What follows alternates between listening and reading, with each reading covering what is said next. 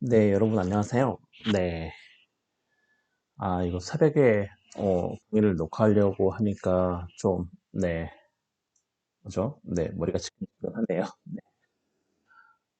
어제까지 제가 너무 바빠가지고 녹화를 못하고, 네, 새벽에 이제 일어나서 녹화를 하고 있습니다. 추석은 잘 보내셨죠? 네. 뭐, 코로나가 뭐, 여러분도 잘 알다시피 정부에서, 네, 일단계로, 네, 격하를 시켰죠. 네, 격하를 시켰는데, 확진자 수는 그렇게 크게 줄어드는 것 같지 않은데, 정부는 뭐 이제 여러 가지 국민 피로도나 또는 어떤 국민 경제의 측면에서, 네, 확진자 수가 줄어들지 않았음에도 불구하고, 네, 1단계로 조정을 했는데, 1단계로 조정이 되면서, 저희 민주사회 헌법의 어떤 강의 방식이 어떻게 변할지는 사실 잘 모르겠습니다. 학교에서 어떤 지침이 이제 뭐 있을 것 같긴 한데요. 네, 미리 여러분들에게 학교 지침이 오면 미리 여러분에게 공지를 하겠고요. 네. 다음 주는 중간고사 기간인데, 중간고사는, 저는 보지 않고요. 네. 기말고사를, 네, 과제로 대체할까 합니다. 만약에 상황이 너무나 좋아져가지고, 뭐, 백신이 나와가지고, 뭐, 코로나에 대한 완벽한 대응이 된다. 그러면 이제, 와서 대면으로, 시험을, 네, 볼까도 생각하지만, 아직까지는 현재 그럴, 상황, 기미는, 네, 보이지가 않기 때문에, 네, 이번 중간고사는 실시하지 않고 다음 주는 중간고사 기간임에도 불구하고, 네, 중간고사를 저희 과목은 보지는 않고요. 네, 저희는 기말고사만, 네, 보기로 하고 대체를 할까 합니다. 기말고사를 과제로 대체할까 합니다. 네, 다음은 중간고사 기간이니까, 네, 휴강이고요. 근데 저희가 지금 추석 때 한 주를 쉬어서, 네, 한 주를 쉬어서 한 주가 지금 빠져 있는데, 그 빠진 한 주는 제가 적절히 강의 진도를 이제 맞춰가지고, 네, 저희가 최초에 여러분에게 공지사항에서 공개한 강의 계획서의 끝 부분까지 진행을 할 수 있도록 그렇게 하겠습니다. 네, 다른 혹시 질문 사항 있으시면은, 네, 저에게 뭐 메일이나, 네, 전화를 주셔서 여쭤보셔도 되고요. 네, 여러분 자유롭게, 네, 저를 동네 아저씨처럼 생각을 해서, 네, 자유롭게 여러분, 네, 물어보시고 물어보고 하시면 됩니다. 네, 어려운 사람 아니니까요. 네. 그리고, 네, 여튼 강의 방식은 일단 학교에서 지침이 오는 대로 여러분에게 공지를 하겠고, 최대한, 네, 이거 저도 어떻게 해야 될지 모르겠습니다. 여튼 학교에서 근데 뭐, 면으로 하라고 하면은, 일단 그 부분에 대해서는 학과 차원에서 또는 뭐, 학과장님에게 이제 여쭤봐야 될 것 같긴 한데요. 여튼, 아직까지 결정된 건 아무것도 없으니까 결정이 나는 대로 좀 여러분의, 의견을 주신 분들이 계세요. 네, 그런 의견분들을 참고해서, 네, 여러분에게 최대한 피해가 가지 않게 여러분의 최대한 이익이 반영될 수 있도록, 네, 여러분의 이익을 최대한 반영을 한다고 하지만, 네, 여러분이 모두가 충분히 만족할 만한 결과가 안 나올 수도 있으니까 그런 부분에서는 좀 양해를 해주셨으면 좋겠고요. 여튼 저는 여러분의 이익이 최대한 반영이 되는 그런 수업 방식과 또 학점을 주는 그런 방식이 채택이 될 수 있도록 얘기를 잘 해보도록 하겠습니다. 그럼 네, 빠졌네요, 마이크가. 네. 자, 저희 저번 주 5주차 민주사회 헌법 강의안에서는 자, 헌법의 보장까지 여러분에게 말씀드렸습니다. 그래서 제일 마지막에 저항권을 말씀을 드렸는데, 네, 저희가 이제 OT부터 저번 주까지는 어떤 헌법 총강에 대해서 여러분에게 말씀드렸습니다. 헌법의 개념은 무엇인지, 그다음에 헌법과 유사한 개념은 무엇이고, 헌법의 부장은 무엇이고, 또 헌법에 기본적으로 흐르고 있는 전반적인 기본 원리들은 무엇인지에 대해서 말씀을 드렸고, 이번 주부터는 어, 우리나라 헌법에 대해서 여러분에게 말씀을 드릴까 합니다. 일단 우리나라 헌법에 이제 여러분들에게 이제 말씀을 드릴 텐데, 과연 이 민주주의가 우리 헌법 속에 들어오면서 이 헌법에서 어떠한 기본 원리와 기본 질서로 구현이 되는가? 그리고 그 헌법 속에 구현된 그 민주주의가 우리 지금 현재 살고 있는 우리의 정치 공동체, 또 우리의 사회 공동체를 어떻게 교류를 하고 어떻게 민주적으로 이끌어가고 기능을 하고 있는가? 자, 이런 부분을 이제 공부를 하게 될 텐데요. 그러한 공부를 하기 전에 먼저 우리나라 대한민국의 전반적인 헌정사에 대해서 여러분에게 말씀을 드리는 게 우리 헌법에 흐르고 있는 그런 민주주의 어떤 그런 것들을 이해하는데 훨씬 더 폭넓고 또 이해하기 쉽게 쉬울 수 있는 바탕이 될 것 같아서 네, 강의 계획서에도요, 제가 올렸지만, 네, 우리나라 대한민국 헌법의 역사를 한번 훑고 가는 게 우리나라 헌법 속에 녹아 있는 그런 민주주의 사상, 그다음에 그 민주주의 사상이 헌법의 기본 원리나 기본 제도로 발현되고, 그다음에 규율하고 있는 그런 것들을 이해하기 쉬울 것 같아서, 네, 오늘은 전반적으로 이번 주간의 6주차에는 네, 우리나라 대한민국 헌법의 역사, 줄여서 헌정사라고 하는데요. 이 헌정사에 대해서 여러분하고 말씀을 나눠보도록 하겠습니다, 여러분. 여러분 혹시 2주차죠, 2주차. 네, 1주차죠. OT 빼고 OT 그 다음 강의에서 혹시 기억이 나시는지 모르겠지만, 자, 헌법을 역사적 발전 단계에 따라서 분류하게 되면 최초에는 뭐죠? 네, 고유한 의미의 헌법이라고 했죠. 네, 고유한 의미의 헌법. 즉, 고유한 의미의 헌법은 뭐냐면 국가 조직과 구성에 관한 사항들만 들어가 있는 헌법이고, 이거는 어느 시대에나 있다 그랬죠, 여러분. 네, 뭐 고대 시대든지 아니면 뭐 어떤 그 절대 군주가 다스리던 그 왕의 시대에 본인이 인지하지 못했어도 왕이 모든 것들을 다 할 수 없기 때문에 자, 문서로 남기지는 않았어도 자기 밑에 자기의 어떤 일들을 도와줄 어떤 부하들이죠. 네, 부하들이 있었고, 그다음 각 분야의 부하들을 둬서 네, 나라를 국가를 네, 통치를 했던 그런 시대에는 꼭 지금 현대 시대처럼 성문 헌법이라는 건 없었지만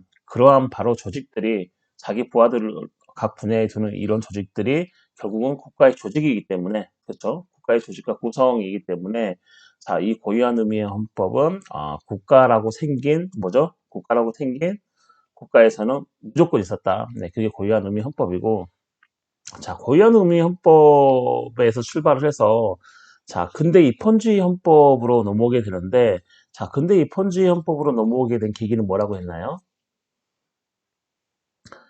생각이 나시나요? 네.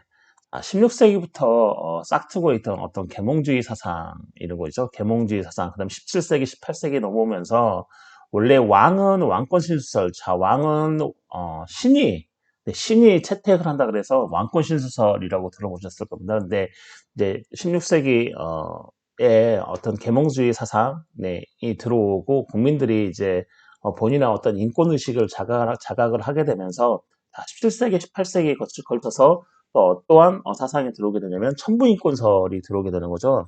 야, 왕 너만 신이 선택한 게 아니고 자, 천부인권설은 뭐냐면 하늘에 계신 우리 아버지가 우리에게도 인간된 권리를 주셨다. 이런 천부인권설이 동트면서 혁명이 일어나게 되죠. 18세기 말에. 네.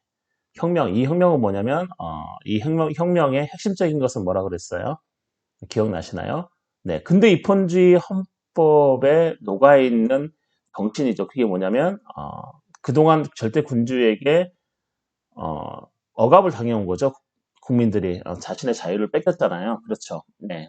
자신의 자유를 뺏겼는데, 자, 천부인권서를 받으면서 왕 너나 우리나 똑같은 인간인데 왜 너가 우리를 억압하느냐.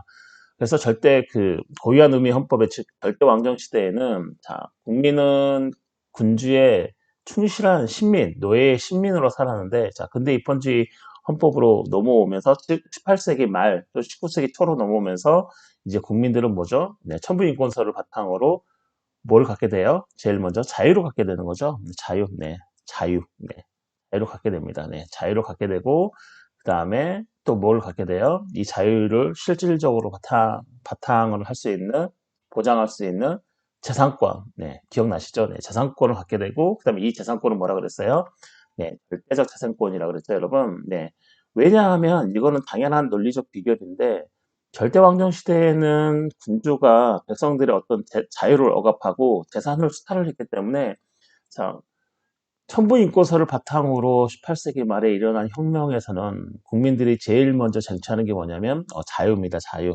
네, 자유권적 기본권인 거죠. 네, 자유권적 기본권과 그다음에 이 자유권적 기본권은 배가 부르고 등이 따뜻해야 네, 확실하게 보장이 되잖아요. 자유가. 그래서 이 재산권을 쟁취하게 되고 하도 군주가 백성들의 재산을 너무 많이 국민들의 재산을 너무 많이 수탈을 해가니까 야 우리의 재산은 노터치야 노터치 건들지 마 하면서 절대적 재산권이죠. 절대적 재산권. 네, 재산의 소유자가 뭐 처분하거나 양도하지 않은 이상 국가도 개인 소유의 재산에 대해서 손을 절대 댈 수 없는 그런 절대적 재산권으로 발전을 해 갑니다, 여러분. 네. 전에 배웠던 어떤 그 헌법에 대해서 잠깐 여러분에게 말씀을 드리는 헌법의 역사에 대해서 잠깐 말씀을 드리고요. 그 다음에 근대 입헌지 헌법의 가장 취약점이 뭐라 그랬냐면 절대적 재산권을 국가가 헌법으로 보호하다 보니까 어떤 문제가 생기냐면 어, 사업을 잘 하시는 분, 그러니까 돈을 잘 버시는 분들은 잘 벌고, 못 버신 분들은 못 벌게 되면서, 빈익빈 부익부 현상이 엄청나게 많이 일어나죠. 네. 되게 심화가 됩니다. 지금도 빈익빈 부익부 현상이 심하지만, 근데 입헌지 헌법에서 오늘날의 현대복지지 헌법으로 넘어오는 그 과정에서의 어떤 빈익빈 부익부의 심화 현상은 엄청났습니다. 왜냐하면 근대 입헌지 헌법으로 헌법의 어떤 역사적 발전에 따라서 헌법이 변화하면서 절대적 재산권이 들어오고 이 절대적 재산권이란 건 뭐냐면 재산을 가지고 있는 개인이 양도하거나 그거를 팔지 않는 이상, 네, 매매하지 않는 이상 국가도 그 재산권에 대해서 터치할 수 없었죠. 건드릴 수 없으면서 국가가 어떤 사회의 경제 질서 내에서 한 발짝 뒤로 가 있는 상태였습니다. 근데 이게 빈익빈 부익부가 심해지다 보니까 원래 국가의 존립 목적은 국민의 안전인데 이 안전, 즉 배가 고파서 죽는 사람, 그 다음에 집이 없어서 겨울에 동사하는 사람, 즉 국민의 안전이 위협을 받게 되면서 국가가 개인의 사회적 경제 질서에 뭐예요? 발을 들여놓기 시작합니다. 이해하시나요? 근데 이게 조심스럽겠죠. 왜냐하면 절대군주 시대에는 먼저 군주, 즉 국가가 백성들의 재산을 마음대로 엄청나게 짓밟았기 때문에 국가가 개인의 재산권에 무언가 제약을 가한다는 건 예전에 안 좋은 기억인 거죠. 절대왕정 시대에 군주가 우리의 재산을 빼앗아 간 이 안 좋은 기억 때문에 뭐예요? 국민들이 반발이 되게 심하겠죠. 네, 그렇기 때문에 조금씩 들어오게 되는 거죠. 네. 야, 어떤 명목으로 들어와요? 네, 국가의 존립 목적은 이거고, 그 다음에 국가가 최소한의 국민들이 인간다운 생활을 할 수 있도록 보장해야 된다. 자, 이러한 명분하에 조금씩 개인의 사경제 질서에 국가가 개입하기 시작하고, 자, 그러한 사항들이 최초로 헌법에 규정된 게 현대 복지지 헌법으로 변화한 거죠. 헌법의 성격이. 그리고 그 현대복지주의 헌법의 가장 최초의 헌법은 1919년에 독일의 바이마르 헌법, 즉 바이마르 헌법의 사회적 기본권, 즉 복지라는 개념이 헌법 속에 포함이 되면서 그게 사회적 기본권, 즉 뭐예요? 인간다움. 국민들이 최소한의 인간다운 생활을 할 수 있어야 된다. 자, 이러한 개념들이 현대복지주의 헌법에 투영이 되고 그 최초의 헌법이 방금 말씀드렸던 1919년 독일의 바이마르 헌법. 자, 어떻게 구현이 되냐면 사회적 기본권이 바이마르 헌법 속에 명시가 되고 규정이 되면서부터 시작이 된 겁니다, 여러분. 자, 그러한 뭐죠? 현대복지주의 헌법, 즉 1919년의 최초의 헌법이고 자, 그러한 헌법의 영향을 받아서 우리나라 헌법도 뭐예요? 1948년에 제정이 되게 됩니다. 즉, 1공화국이죠. 1공화국. 그쵸? 1공화국. 자, 우리는 뭐죠? 1945년에 자, 일제 강점기로부터 해방이 됐죠, 여러분. 네. 네, 저는 이제 일본을 그렇게 좋아하지는 않습니다. 네. 뭐 싫어하는 쪽에 거의 가깝죠. 네, 그렇다고 제가 뭐 여기에서 어떤 국가에 대해서 뭔가 비난하고 뭐 이럴 뭐 생각은 전혀 없지만, 네, 제 헌법 이제 이 헌정사를 설명하면서 어, 일본 얘기를 안 할 수가 없죠. 왜냐면 일공화국이 설립되기 바로 이전에는 우리는 이제 일제강점기였으니까요. 네, 일제강점기였기 때문에, 네, 일공화국을 설명하면서 어떤 일본의 어떤 만행들, 일본이 저질렀던, 사실 일본이라고 하고 싶진 않아요. 네, 제가 달리 부르는 말이 있는데, 네, 강의 시간이니까, 네, 뭐 하여튼 그런 거죠. 네, 하여튼, 네, 네, 원점으로 돌아와서 그런 이제 1919년 독일 바이마르 헌법의 사회적 기본권이, 네, 규정이 되고, 그로부터 우리가 1948년이니까 뭐예요? 네, 27년, 29년이네요. 네, 29년이 흐른 다음에 우리나라의 최초의 어떤 헌법이 제정이 되게 되는데, 자, 1공화국, 우리나라는 지금 현재 몇 공화국이죠? 네, 6공화국이죠. 6공화국입니다, 여러분. 자, 우리나라는 1987년 제9차 개정헌법이 지금 현행 헌법이고, 자, 6공화국, 우리나라 현재 6공화국인데, 이 공화국을 1, 2, 3, 4, 5, 6 이렇게 계속해서 분류하는 이유는 뭐냐면, 이거 제가 이렇게 말을 듣는지 모르겠습니다. 죄송합니다. 아침에, 네, 아침이라서 너무 새벽이라서 그런가요? 네, 정신이 없네요. 네, 일단 공화국이라는 개념은 그런 거죠. 네, 공화국이라는 개념은 공화주의라는 건 함께 서로 잘 산다는 얘기죠. 네, 공화라는 건 그 공동체주의라고 할 수 있습니다, 여러분. 네, 공동체, 즉 국가 공동체죠, 여러분. 네, 국가 내에 어떤 우리의 어떤 공동체니까 이 공동체고, 이 공동체 안에서 서로 협력하고 서로 뭐예요? 네, 조화되고 상호 작용을 해서 살아가는 게 이제 어떤 공화주의 원리의 핵심인데, 자, 이러한 공화국을 1, 2, 3, 4, 5로 계속해서 최초 제정 헌법이 만들어지면서 분류하는 이유는 뭐냐면, 제1공화국에서 2공화국, 2공화국에서 3공화국, 3공화국에서 뭐 4, 5, 6, 7 쭉 넘어가는데, 자, 이 공화국의 앞에 숫자가 바뀌는 이유는, 자, 헌정사, 즉 헌법의 역사가 흘러가면서 헌법에 중대한 뭐예요? 사건이 있는 경우, 확연히 그 앞에 공화국과 분류할 만한 어떤 헌정사적으로 큰 사건이 있는 경우, 예를 들면 뭐 정부 형태가 대통령제에서 의원 내각제로 바뀌었네, 또는 뭐 의원 내각제로 에서 또 뭐 대통령제로 바뀌었네. 자, 이런 것들은 헌정사 쪽으로 되게 대단히 중요한 사건이죠, 여러분. 자, 이러한 사건이 있거나 또는 헌법 규정상의 어떤 커다란 변화가 있을 경우에, 네, 그런 경우에 앞에 있는 공화국, 그러니까 그 이전에 있던 공화국과 지금 현재의 바뀐 헌법 규정으로 인해 사회에 미치는 그런 커다란 그런 영향으로 인해서 변할 그런 공화국의 어떤 상태를 표현하기 위해서, 자, 제1공화국, 2공화국, 3공화국 이렇게 나눴습니다, 여러분.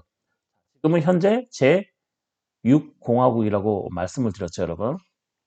자, 여튼, 네. 제1공화국, 제1공화국 때 헌법 개정이 몇 번 됐어요, 여러분? 두 번 됐네요. 그쵸? 1952년, 그 다음에 1954년. 제1공화국 때는 헌법 개정이 두 번이 됐다는 거, 네, 기억을 하고 계시면 됩니다. 52년, 58년, 54년이구나. 재헌헌법이 1948년이죠. 네, 1948년, 네, 재헌헌법. 1948년에 우리나라 최초의 헌법이 제정이 돼가지고, 그 다음에 52년에 한 번 개헌했었고, 그 다음에 54년에 두 번째 개헌을 했다. 네, 이렇게 먼저 머릿속에 염두를 해두시고, 자, 1948년 재헌헌법은 최초의 성문의 공화국 헌법입니다, 여러분. 그러니까 우리나라가 1945년에 일제강점기로부터 해방을 하고, 자, 1948년 헌법을 제정할 때, 그때 당시에는 분위기가 뭐예요? 그렇죠. 20세기 초, 그렇죠. 20세기 초 현대복주지 헌법, 즉 1919년, 네, 현대복주지 헌법이 최초로 구현이 독일의 바이마르 헌법이 되면서, 그 영향으로 우리나라도 뭐예요? 성문의 공화국 헌법을 갖게 되는데, 그 시점이 언제냐면 1945년 해방이 되고 나서 3년 있다가, 네, 3년 후인 이 1948년에 최초로 우리나라에 성문, 그쵸? 성문에 공화국 헌법이 제정이 되는데 우리나라가 우리 헌법 성문을 해야 돼. 문자로 해야 돼. 그리고 우리는 공화국 헌법을 해야 돼. 우리나라 최초로 한 건 아니죠. 이건 세계사적 흐름에서 우리나라는 이 최초의 성문의 공화국 헌법을 1948년에 제정하게 되는 거죠, 여러분. 왜냐하면 19세기 중반, 즉 1850년대 이후에 빈익빈 부익부 형상이 계속해서 심해지고 결국에는 이 근대 입헌주의 헌법에 커다란 수정이 가해지게 되는데 그게 바로 언제냐면 그쵸 20세기 초인 거죠. 1919년 즉 1900년 초죠. 20세기 초에 네 근대 입헌주의 헌법에 커다란 수정이 가해지면서 그게 현대 복지주의 헌법으로의 성격으로 변하게 되는 거고 자 그로부터 29년 뒤에 우리나라의 1948년에 재헌헌법이 제정되게 되는데 당연히 이러한 세계사적 흐름에서 우리나라는 뭐예요? 네, 성문, 즉 문자로 된 공화국 헌법을 갖게 됩니다, 여러분. 네, 이해하시나요, 여러분? 그래서 밑에 읽어보시면 1940년 8월 15일 해방 후에 최초의 성문 헌법이 1948년 7월 17일 자 공포되어 시행이 된다. 그래서 우리를 7월 17일 뭘 하고 있어요? 재헌절 이러잖아요. 재헌절. 이 재헌이란 말이 여러분 잘 알다시피 헌법을 최초로 제정한 날 재헌헌법. 그래서 재헌헌법이라고도 하고요. 또 어떤 학자에 따라서는 건국헌법이라고 얘기를 합니다, 여러분. 뭐 건국헌법이든 재헌헌법이든 뭐 상관없고요. 네, 저는 이제 건국헌법도 건국헌법이지만 네, 재헌헌법이라는 표현을 쓰고 있는데 네, 둘이 동일합니다, 여러분. 잠시만요.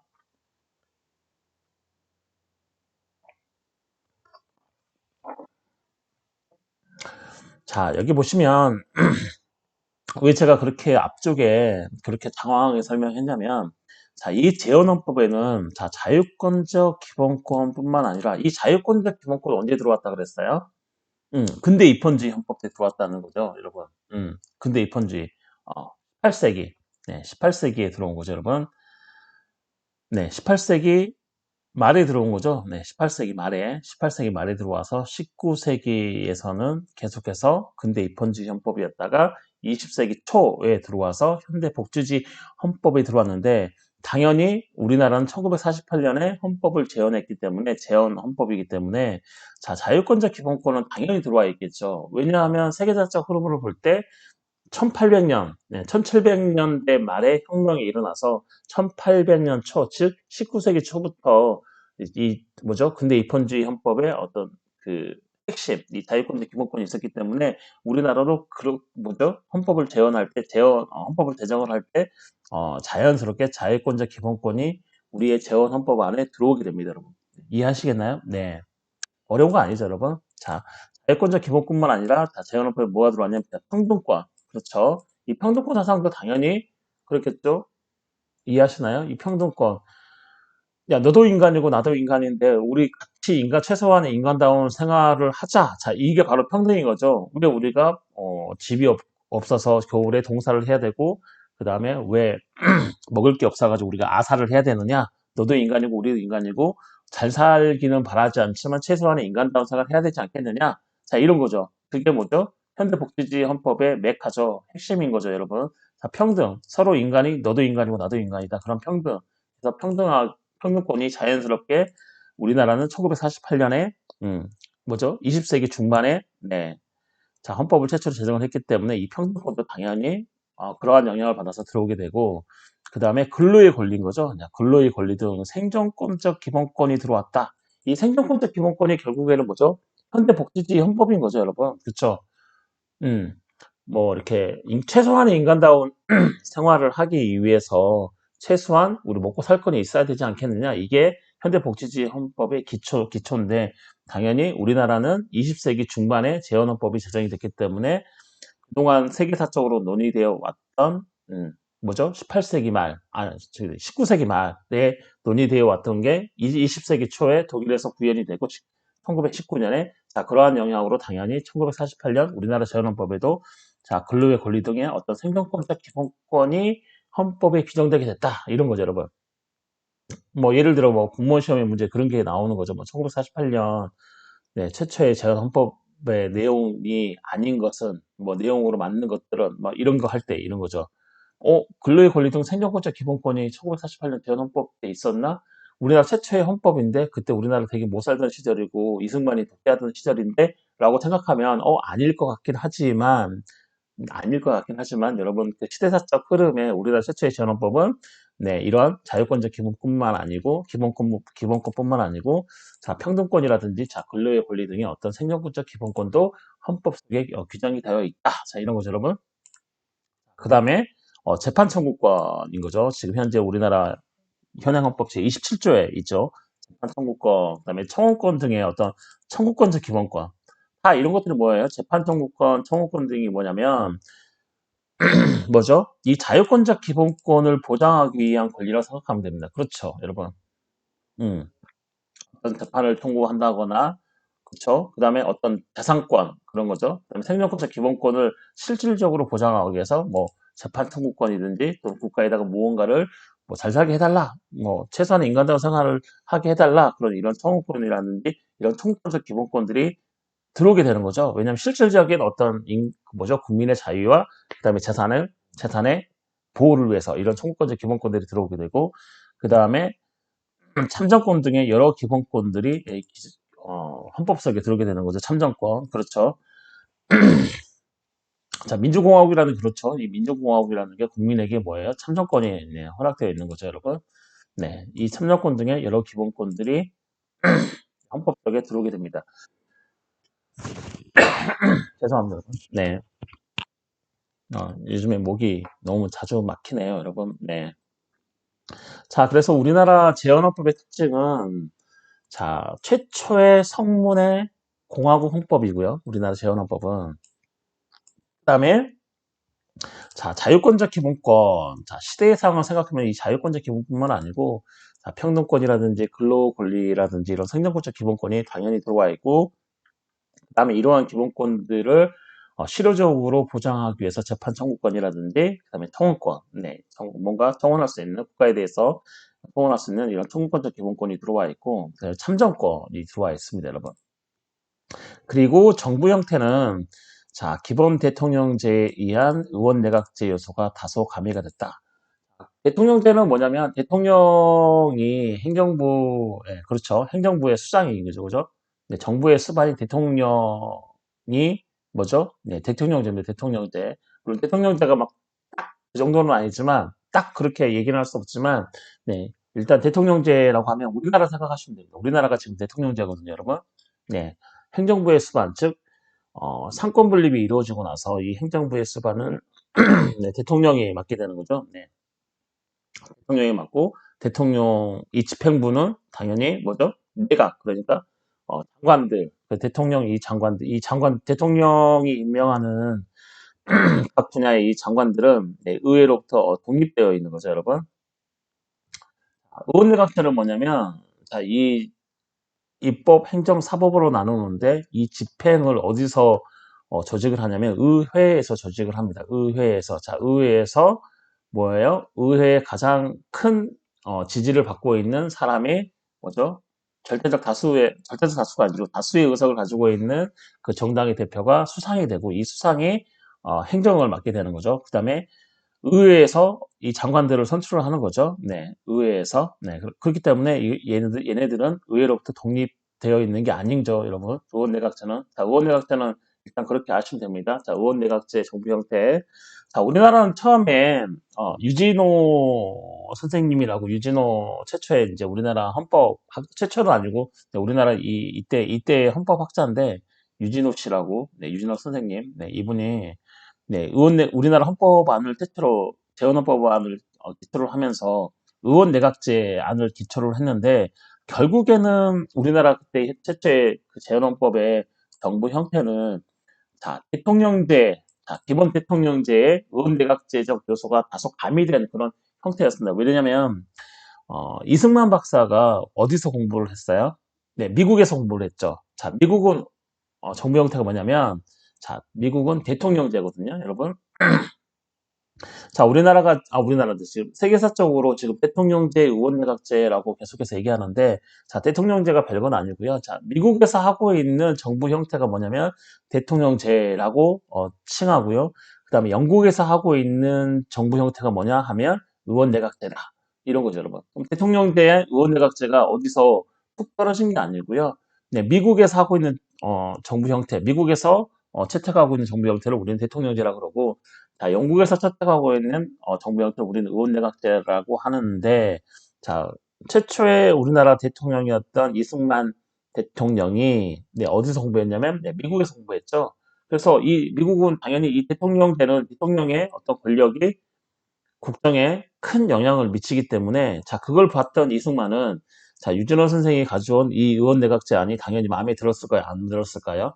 안 들었겠죠, 여러분. 그래서 갈아엎습니다. 갈아엎어요. 야, 안 돼! 이거 의원내각제 안 돼! 이러는 거죠. 야, 대통령제 해!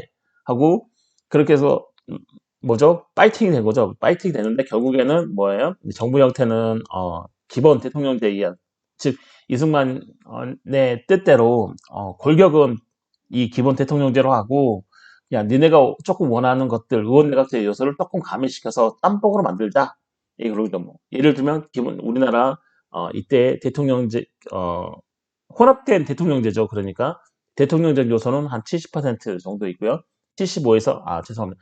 75에서 80% 정도 있고요. 의원 내각제 요소가 한 20%, 25% 들어오게 돼서 그렇게 네, 혼합된 대통령제가 1948년 대헌헌법의 정부 형태입니다. 정부 형태. 정부 형태라는 건 뭐죠, 여러분? 정부 형태라는 건 자, 국가가 있는데 이 국가를 효율적으로 뭐예요? 효율적으로 운영하기 위해서 국가의 조직이나 구성을 어떻게 해야 될 것인가?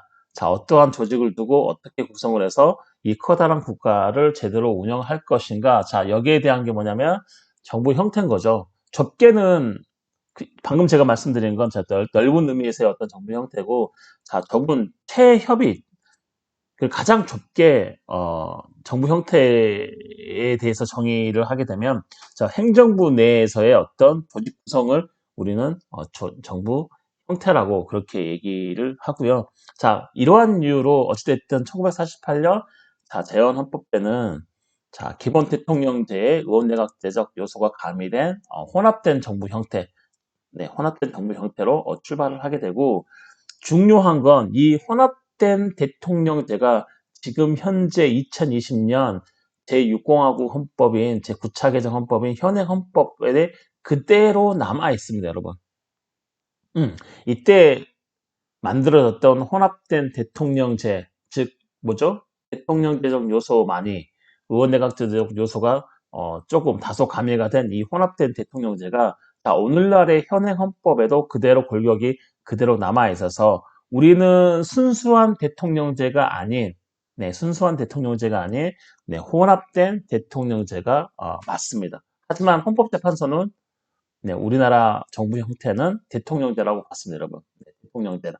우리나라 정부 형태는 대통령제다라고 헌법재판소에서 얘기를 했지만, 자, 엄밀하게 따지고, 정확하게 따지고, 명백하게 따지면, 지금 현재 우리나라가 취하고 있는 정부 형태는 당연히 혼합된 대통령제, 즉,